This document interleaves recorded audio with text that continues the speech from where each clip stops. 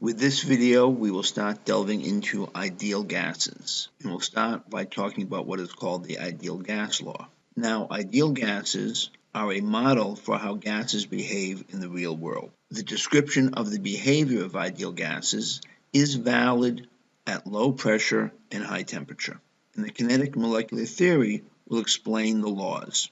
Now, you need 5 things to describe ideal gases. The first is pressure. Now remember, pressure is the number of collisions with a container wall per unit time. I use collisions per second. The units used on the AP exam are atmospheres, abbreviated ATM, torr, or millimeters of mercury. And at sea level, we state that you are at 1 atmosphere, and that's equal to 760 torr, which is equal to 760 millimeters of mercury. So the only difference between torr and millimeters of mercury is the label. Second, you need to know the volume in liters. The third is the number of moles of gas. The fourth is the temperature. The temperature must be in the Kelvin scale. Kelvin is equal to the temperature in Celsius plus 273. And you need to know what is called the universal gas constant, R. The value of the gas constant depends upon the pressure units. This is the value for atmospheres. This is the value for torr. Since torr and millimeters of mercury are identical except for the label, then you'd expect the value of R to be the same with only a change in the label, and that's the way it is. You can then put all of those together into what is called the ideal gas law. PV equals nRT. Memorize it. Now, R is a constant. As long as you stay within the same units, that remains constant. That means if you know 3 of the other 4 variables, P, V, N, or T, you can now calculate the missing variable. And it's really important to realize that the ideal gas law is totally independent of the identity of the gas. It only depends upon the 4 things previously mentioned. In solving these problems, the gas system, or modification of the gas system, is a really good place to start. So let's dive in. Suppose you're given a container that contains 3/4 of a mole of a gas. The temperature of the container is 300 K, and the pressure within the container is 1.25 atmospheres. What's the volume of that container? What are we given? We know the pressure is 1.25 atmospheres. The number of moles is 0.750. The temperature in Kelvin is 300 K. And we know that for atmospheres, the R value is 0.08206 atmospheres liters per mole per K. What don't we know? The volume. What equation?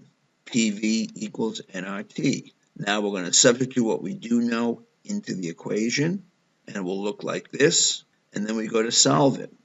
And once you've rearranged it, you notice that the moles cancel out, the atmospheres cancel out, and the Kelvin cancel out, leaving us with liters, which is the unit we're interested in.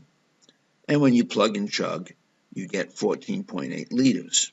So here's one for you to do. What's the pressure in torr of a gram of argon, which is in a 695 milliliter rigid container at minus 20 degrees Celsius? Go. Now, if you got minus 44.9 torr for your pressure, the answer doesn't make sense. How do you get a negative pressure? And by the way, what you did here is you forgot to convert the Celsius to Kelvin. And forgetting to convert to Kelvin is probably the most common error made in doing these calculations. 22,700 torr is also incorrect. Here, you forgot to change the grams to moles, but at least you did change the temperature to Kelvin. 0.568 torr is also incorrect. Here, you converted to moles, you converted to Kelvin, but you forgot to convert to liters. Perhaps you got 0.747 torr. Here, you converted to moles, you converted to liters, you converted to Kelvin, but you used the wrong value for R. Hopefully none of you got this value. Here, you didn't change into moles, you didn't change into liters, you didn't change into Kelvin, and you didn't use the correct value of R. The correct answer is 568 torr. Let's walk through it. Okay, what do we know for the gas? The volume is 695 milliliters, which is 0.695 liters. The value for moles is 1 divided by 39.95, which is 0.0250 moles. The value for R is 62.36 torr liters per mole per K. How do we know this? You're asked for the pressure in torr, and that's the unit that is in the value for R. Temperature, we now need to calculate the value in Kelvin. Here it is. What don't we know? The pressure. What equation? Well, PV equals nRT. Now we're going to substitute. Now we're going to solve the sucker. And when we do that, we notice that moles cancel out, Kelvin cancels out, liters cancel out. We're left with torr, the unit we're looking for, and that's how we get 568 torr. Now there is a special set of conditions that is good to keep in the back of your head, though it will be on your equation sheet. At 1 atmosphere pressure, or the equivalent for torr in millimeters of mercury, at a temperature of 273 Kelvin, or 0 degrees Celsius, 1 mole of any ideal gas will have a volume of 22.4 liters. This set of conditions, which is 1 atmosphere and 273 K, or their equivalents, is called standard pressure and temperature, or STP. They will assume that at STP, you know that 1 mole of gas has a volume of 22.4 liters. So, to review, ideal gases are a model that help explain behavior of real gases at low pressure and high temperatures. You need to know 5 things: the pressure, and pressure is the collisions with the container wall per second, the volume of the container, that should be in liters. If not, convert to liters. The number of particles, which by definition is moles. The temperature in Kelvin, and the gas constant R, making sure the value of R you're using is consistent with the unit of pressure being utilized. The ideal gas law is PV equals nRT. Memorize this. It's on your sheet, but you're going to use it a lot. Memorize it.